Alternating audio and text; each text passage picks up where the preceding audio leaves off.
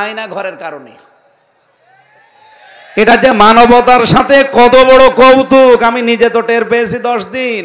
3 বছর জেলে থেকেও আমি এত কষ্ট পাইনি, ওই 10 দিনে যে ঝড় আমার উপর দিয়ে গেছে।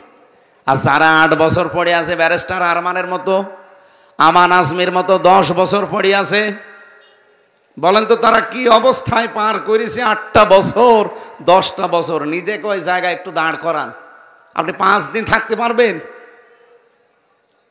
এই অবস্থা তৈরি করার পরে তারা তালিকা বের করেছে যে পৃথিবীর নিকৃষ্ট মানুষ এই মেয়েটা।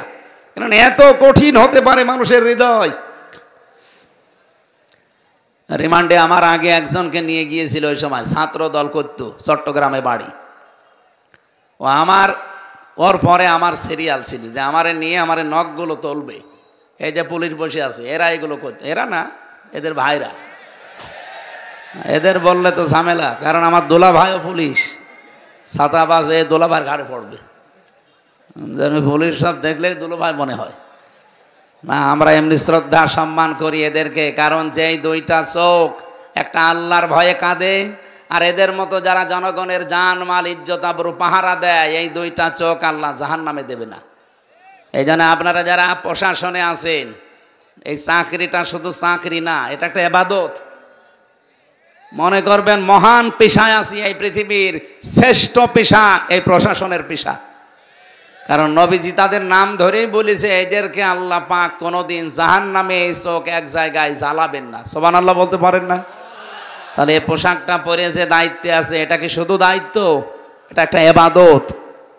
অথচ এই দায়িত্বটাকে এই 15.5 বছরে যারা ছিল, এই পোশাকটার অমর্যাদা করে ফেলেছে কিছু কোলাঙ্গার অফিসার। উপর থেকে যা নির্দেশ দিছে এরা তাই পালন করতে গিয়ে আজ এখন আমরা এই পোশাকটাকে অনেকে ঘৃণা করি। না, পোশাকটার সমস্যা না, সমস্যা ওই কিছু মানুষের। আল্লাহ তাদের যেন ডবল শাস্তির ব্যবস্থা করে। পৃথিবীতে যে যতটুকু অপরাধ করবে, ওই অপরাধের ডবল শাস্তি আল্লাহ দুনিয়া আখেরাত মিলে তাকে দান করবে।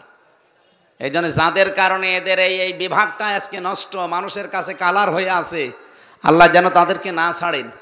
এমন দৃষ্টান্তমূলক শাস্তির ব্যবস্থা যেন আল্লাহ করেন, তারা যেন নিজ থেকে অন্তত তওবা করার সময় আর না পায়। কারণ তাদের তওবা কবুলও হবে না। মানুষ যখন অপরাধ করতে করতে সীমা অতিক্রম করে চলে যায়, তখন আল্লাহ বলেন ইন্নামা নুমলি লাহুম লিয়াজদাদু ইসমা ওয়া লাহুম আযাবুম মুহিন।